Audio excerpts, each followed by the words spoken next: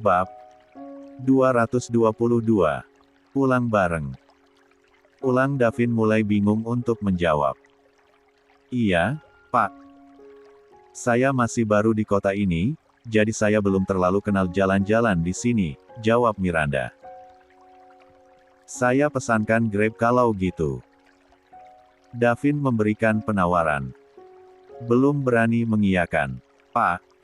Miranda kembali menyeru. Saya takut, Pak. Secara saya tidak tahu siapa supir Grab itu. Saya takut terjadi sesuatu. Satu lanjutnya nampak keberatan. Davin mengembuskan napas kasar. Kamu juga gak kenal saya loh. Secara kamu baru bekerja beberapa hari di kantor, kata Davin. Tapi setidaknya saya kenal Bapak sebagai bos saya dan saya yakin Bapak tidak akan mungkin macam-macam. Saya mohon, Pak. Selain sudah malam, hujannya juga lumayan besar, lanjut Miranda mengiba. Baiklah, kali ini saja. Jawab Davin akhirnya. Sekeras apapun ingin menolak, hatinya tetap merasa tak tega. Jadilah malam itu mereka pulang bersama untuk pertama kalinya. Sambil mengisi perjalanan, mereka mengobrol ringan tentang kehidupannya masing-masing. Tepatnya Miranda yang lebih banyak bercerita. Sementara Davin hanya menyimak sambil fokus menyetir di bawah guyuran hujan. Saya baru pindah ke kota ini, Pak. Rencananya memang ingin mengubah nasib demi anak saya. Secara saya orang tua tunggal yang harus menghidupi anak saya. Tak disangka, ternyata saya diberi kesempatan bekerja di perusahaan milik Bapak. Saya benar-benar bersyukur, tutur Miranda. Davin hanya manggut-manggut mendengarkan. Tak minat mengulik kehidupan pribadi sekretarisnya itu lebih dalam. Bapak sendiri bagaimana? Katanya sudah menikah dan memiliki anak ya? Tanya Miranda. Iya. Anak saya baru 2 minggu lebih, jawab Davin seperlunya. Wah, masih baru banget ternyata. Selamat ya, Pak, timpal Miranda. Makasih. Davin menyahut singkat. Jadi ini kemana? Lanjutnya karena tak tahu arah tempat tinggal. Miranda. Terus saja, Pak. Nanti saya kasih tahu, jawab Miranda menjadi penunjuk jalan. Stop, Pak, di sini. Kontrakan saya masuk ke gang itu. Tunjuk Miranda setelah lebih dari 20 menit perjalanan. Davin pun menghentikan laju mobilnya. Sementara Miranda bersiap untuk turun. 64. Makasih banyak ya, Pak, katanya sebelum akhirnya turun dari mobil lalu berlari kecil memasuki gang menerobos rintik hujan. Davin pun kembali melajukan mobilnya menuju rumah dengan perasaan bersalah mulai menggelayut. Apalagi begitu sampai kamar dan mendapati sang istri tengah ketiduran sambil terduduk bersandar di kepala ranjang dengan Via di pangkuannya. Ya Allah, apa yang aku lakukan ini salah. Tapi niatku hanya membantu, gumam Davin. Gak apalah, gak ngapain-ngapain ini. Davin mencoba menepis rasa bersalah tersebut. Pun tak berani menceritakannya pada sang istri. Apalagi ia bertekad untuk melakukan hal itu saat itu saja. Tak ingin mengulanginya lagi. Nyatanya di lain kesempatan, Davin tetap tak bisa menolak saat Miranda meminta untuk kembali nebeng di mobilnya. Malam itu, malam sebelum keberangkatan Davin keluar kota, ia harus lembur sampai malam. Tentu Miranda sebagai sekretaris pun ikut lembur. Lagi-lagi malam itu kebetulan sedang hujan juga. Karena memang sedang musimnya. 2 hari ke depan aku tidak akan masuk kantor, mau keluar kota. Tolong kamu tangani dulu apa yang bisa kamu kerjakan. Yang gak bisa, nanti saja tunggu aku kembali. Mengerti? Tutur Davin pada Miranda. Mengerti, Pak. Miranda menengangguk paham. Kamu boleh pulang. Aku juga sudah selesai. Timpal Davin sambil membereskan meja kerjanya. Pak. Boleh pulang bareng lagi. Tanya Miranda nampak sungkan. Davin terdiam. Sejujurnya ia sudah berjanji pada diri sendiri untuk tak lagi berduaan dengan wanita lain apalagi dalam kondisi malam-malam seperti itu. Ia tahu persis, kejahatan terjadi salah satunya karena ada kesempatan. Dan Davin ingin meminimalisir kesempatan itu. Selain itu, Davin juga sadar, dia hanya manusia biasa yang bisa saja tiba-tiba hilaf. Ini sudah malam, Pak. Di luar juga hujan. Terus barusan pengasuh anak saya telepon kasih kabar kalau anak saya demam. Saya harus cepat-cepat pulang. Saya mohon, Pak. Kasihan anak saya, lanjut Miranda memberi alasan. Pendirian Davin pun akhirnya runtuh juga. Ia terpaksa mengangguk saat mendengar tentang anak. Sebagai seorang ayah, Davin menjadi lebih paham tentang orang tua yang begitu mengkhawatirkan anaknya. Malam itu, untuk kedua kalinya Davin pulang bersama Miranda. Selama perjalanan, ia mulai sadar, jika sang istri mengetahui hal itu, mungkin saja hati istrinya akan terluka. Davin pun semakin dilanda rasa bersalah. Tolong berhenti sebentar, Pak, saya mau beli obat dulu. Pinta Miranda saat melewati sebuah apotek. Davin menurut. Ia menghentikan mobilnya dan menunggu Miranda kembali. Saat memperhatikan petugas apotek yang sedang melayani Miranda, ingatan Davin kembali tertuju pada sang istri yang pernah bekerja sebagai pegawai apotek. Maafkan aku, sayang, gumam Davin. Ia sudah bisa membayangkan, mungkin saat ini istrinya itu sedang menunggu kepulangan dirinya dengan cemas. 65. Davin meraih ponsel yang dari tadi sepi dan tak bersuara. Berniat menghubungi sang istri namun ternyata ponselnya mati kehabisan baterai. Ia pun meletakkan kembali ponsel itu diikuti suara decakan yang keluar dari mulutnya. Berbarengan dengan itu, Miranda masuk lagi ke dalam mobil. Menenteng plastik kecil berisi obat yang langsung dimasukkan ke dalam tasnya. Sudah? Tanya Davin sambil menyalakan kembali mesin mobilnya. Sudah, Pak. Maaf sudah membuat Bapak menunggu, timpal Miranda. Davin tak menjawab. Ia kembali mengendarai kendaraan roda empatnya dengan menambah kecepatan. Ingin buru-buru bertemu dengan sang istri terutama putrinya yang selalu terbayang-bayang di pelupuk mata. Aduh, rambutku basah lagi. Keluh Miranda sembari membuka ikatan rambutnya. Miranda memang kesehariannya tak mengenakan jilbab. Saat turun untuk ke apotek tadi, rambutnya sempat terkena air hujan. Tak nyaman dengan rambut basahnya yang masih diikat, Miranda pun memilih membuka ikatan rambutnya dan membiarkannya tergerai begitu saja agar cepat kering dan tak berbau. Sesekali ia mengibas pelan rambutnya ke kiri dan ke kanan. Sesekali juga menyisir rambutnya dengan jari-jarinya. Sebagai laki-laki normal yang memiliki hasrat, perasaan Davin pun cukup terganggu dengan kelakuan sekretarisnya itu. Hingga ia harus berkali-kali berdehem untuk menormalkan debaran jantungnya yang mulai tak beraturan. Coba keringkan dengan tisu, saran Davin tanpa menoleh. Sengaja ia mengatakan itu agar Miranda tak lagi mengibas-ngibaskan rambutnya. Iya, Pak. Miranda menurut. Menarik selembar tisu yang tersedia di mobil Davin lalu mengelap rambutnya dengan tisu tersebut. Mungkin saat itu anting Miranda terjatuh. Aku juga gak tahu pastinya. Tapi memang itulah cerita sebenarnya. Gak ada yang aku lebihkan ataupun kurangi. Kamu percaya sama aku kan, sayang? Tutur Davin setelah menceritakan semuanya pada Ayu. Davin menangkup kedua pipi Ayu.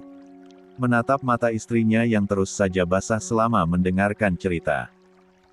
Sesekali mengusap buliran bening itu namun lagi-lagi menuruni pipinya sang istri. Ya, sebagai seorang wanita, hati Ayu terluka. Ia kecewa. Mungkin bagi sebagian orang hal itu adalah hal wajar dan biasa. Namun, Kondisi psikis Ayu yang masih labil dan lebih baperan setelah melahirkan, merasa tindakan suaminya itu begitu menyakiti hatinya. Berduaan dengan seorang wanita malam-malam dan dalam kendaraan tertutup pula. Hal apapun bisa terjadi tanpa diduga. Karena setan tak pernah permisi saat kemunculannya. Menurut Ayu, Davin memang tidak terang-terangan berkhianat. Suaminya itu hanya sebatas membantu. Namun, apa yang dilakukan Davin itu justru membuka jalan pengkhianatan. Karena perselingkuhan tak serta-merta terjadi begitu saja. Ada proses dan langkah yang dilalui. Salah satunya apa yang telah dilakukan Davin. Sekali dua kali, mungkin menganggap hal tersebut biasa. Namun selanjutnya akan mulai terbiasa dan dikhawatirkan menimbulkan rasa nyaman satu sama lain. 66. Sayang, hei, kenapa diam saja? Katakan, kamu percaya sama aku kan? Kamu mau maafin aku kan? Aku beneran cuma berniat membantu. Gak lebih. Tanya Davin pada Ayu yang masih diam membisu. Davin menarik pelan kepala sang istri lalu mendekapnya. Aku janji, aku gak akan ulangi lagi. Beneran? Lanjut Davin sembari mengangkat dua jarinya hingga membentuk huruf V. Ia juga mengecup pucuk kepala sang istri hangat. Ayu menghela napas panjang. Lah memejamkan kedua matanya rapat-rapat demi mengurangi rasa sesak di dadanya. Ia menarik pelan kepalanya dari dada bidang sang suami lalu menatap mata suaminya itu lekat.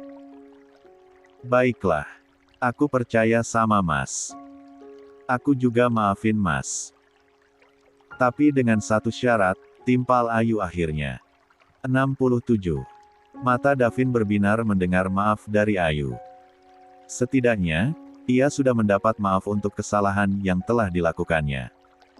Tak peduli apa yang harus dilakukannya untuk menebus kesalahan itu. Katakan, sayang, apa syaratnya? Tanya Davin penasaran. Syaratnya? Apa Mas bisa pecat Miranda sebagai sekretaris Mas? Ayu balik bertanya. Matanya lekat menatap manik hitam legam sang suami. Ingin menerka reaksi apa yang diperlihatkan suaminya itu. Davin menghela napas halus diam-diam. Lalu dia tersenyum kecil dan memegang pundak Ayu. Miranda memang baru bekerja semingguan ini. Itu pun bukan aku yang memilihnya tapi bagian personalia langsung. Karena waktu itu aku sedang disibukkan dengan mengurus kalkek yang sakit, jadi aku memberikan hak penuh pada bagian personalia. Meski Miranda sudah terikat kontrak, tapi aku gak akan ragu untuk memberhentikan dia kalau kamu meminta itu. Tapi tolong beri aku waktu untuk mendapatkan kembali penggantinya, jawab Davin tanpa keraguan. Mas beneran gak keberatan buat pecat dia? Ayu kembali bertanya memastikan. Sayang, dengar aku. Aku itu bekerja demi keluarga. Aku ingin memberikan yang terbaik untuk anak istriku. Aku ingin kamu dan anak-anak kita selalu bahagia. Kalau ternyata di pekerjaan aku ada hal yang membuatmu tak nyaman bahkan tak tenang dan bikin kepikiran, itu artinya aku gak benar-benar membuatmu bahagia, dan aku gak mau itu. Timpal Davin membuat hati Ayu yang semula layu kini bersemi kembali. Apa kamu tahu, Mama dulu sering cerita. Kalau kebahagiaan anak itu bermula dari kebahagiaan ibunya. Dan kebahagiaan ibu, bermula dari pasangannya. Pasangan yang selalu memberikan cinta dan kasih sayang. Dan aku sendiri juga merasakan langsung. Saat Mama bahagia, maka kebahagiaan itu menular lebih besar padaku. Begitupun saat Mama sedih dan terluka. Luka dan kesedihan itu juga menular jauh lebih besar padaku, lanjut Davin sembari menggenggam erat tangan Ayu. Ayu tersenyum haru. Dari tatapan, perlakuan, dan perkataan sang suami, tak ada sedikit pun yang berubah. Dia masih suami yang dulu. Suami yang mencintainya sepenuh hati. Makasih banyak ya, Mas.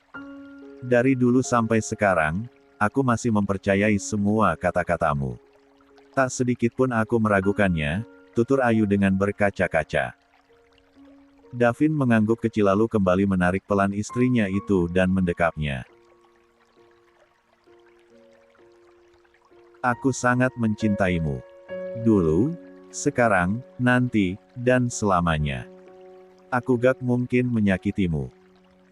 Apalagi setelah perjuangan besar yang kamu lakukan untukku dengan menghadirkan buah hati secantik itu. Rasanya, bodoh sekali kalau aku sampai mengorbankan harta paling berhargaku yaitu anak istriku demi hawa nafsu sesaat, lanjut Davin yang pikirannya semakin terbuka. Aku juga sangat mencintai Mas. Tolong tetap seperti ini sampai kapanpun.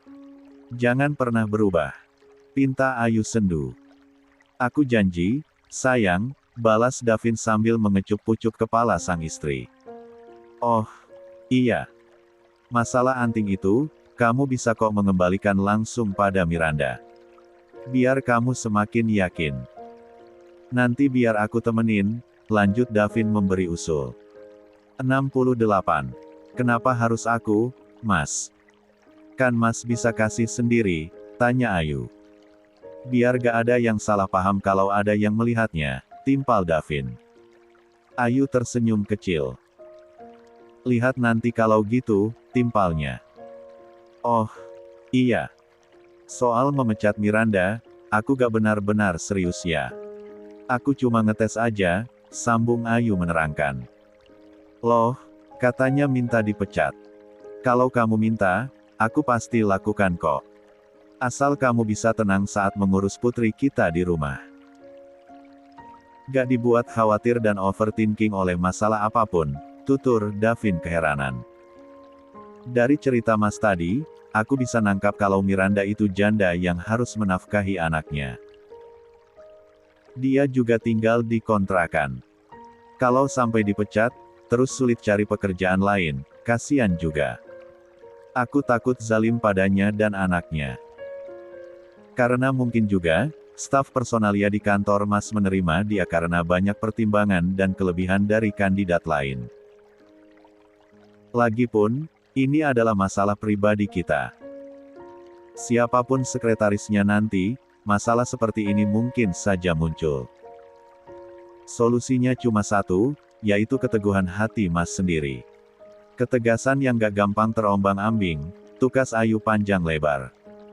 Davin terdiam. Apa yang dikatakan istrinya itu memang benar.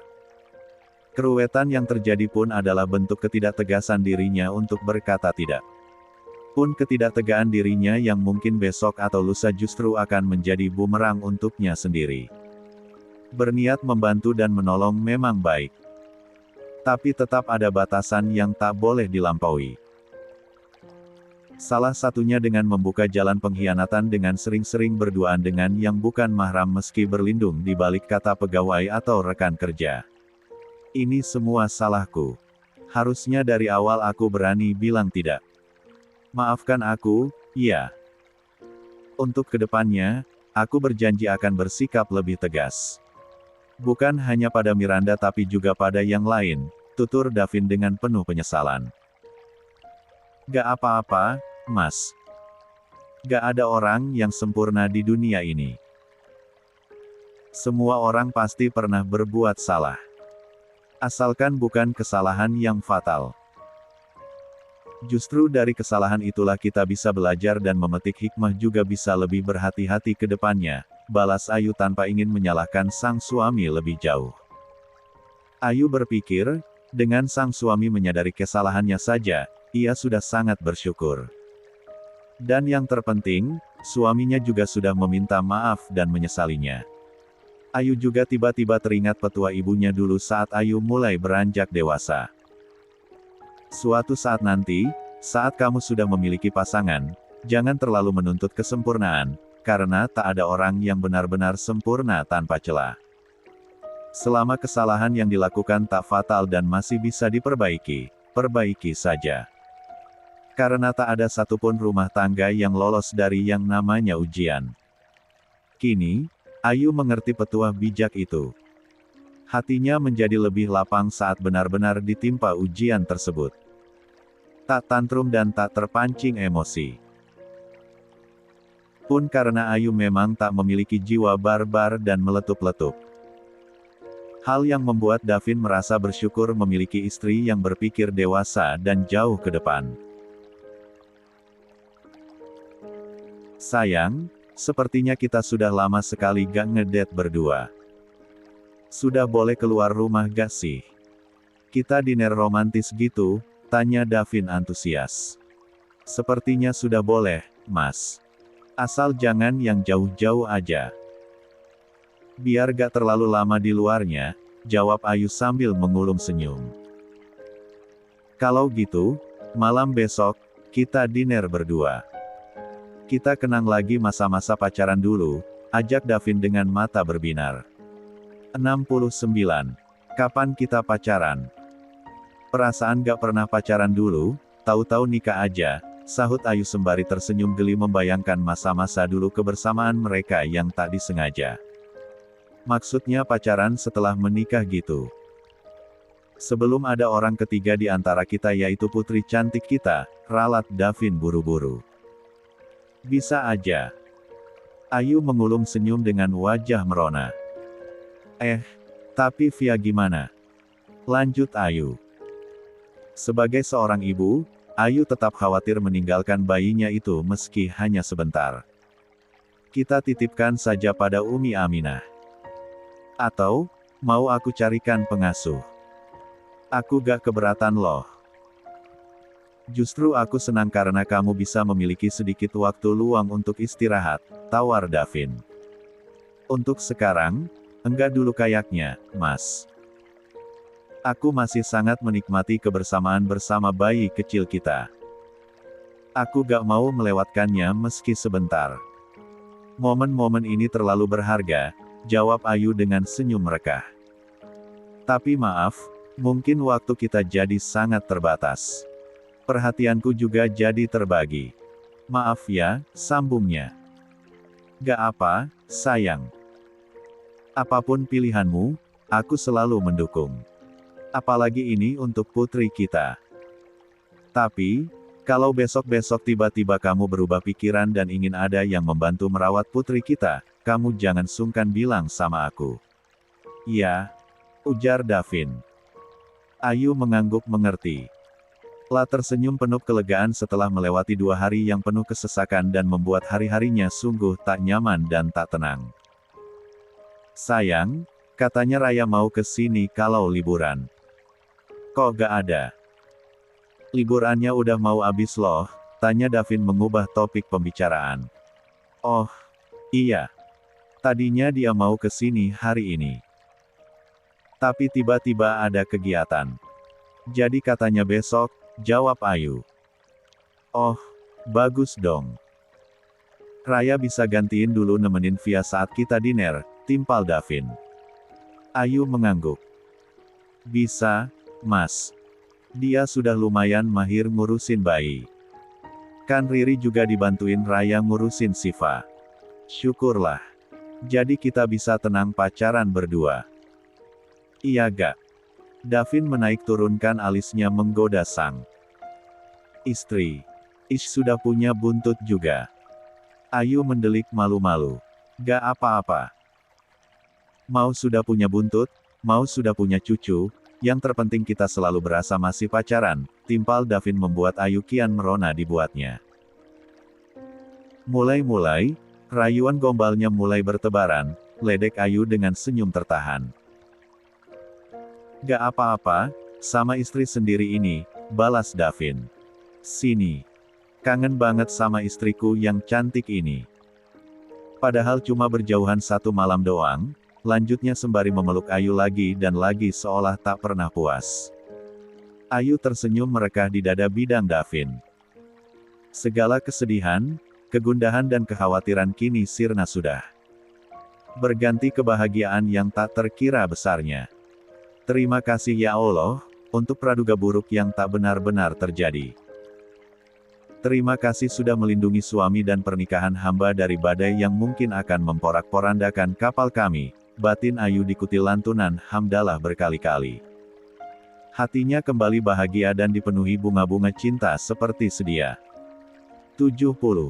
Kala sore ini, sebuah motor memasuki gerbang kediaman Adiputra setelah gerbang tinggi itu dibukakan oleh penjaga. Terima kasih, kata Raya pada penjaga tersebut sembari melajukan motornya menuju pekarangan rumah. Alhamdulillah, Raya berujar pelan sambil menuruni motor. La melepas helm kemudian merapikan baju dan jilbab yang sedikit berantakan selama di jalan. Assalamualaikum. Raya menoleh saat mendengar suara yang begitu familiar di belakangnya. Waalaikumsalam, Kak Rey. Jawab Raya sambil tersenyum ramah. Kok gak bilang-bilang mau ke sini? Tanya Reyhan basa-basi. Aku sudah bilang kok sama Mbak Ayu. Apa perlu bilang Kak Rey juga?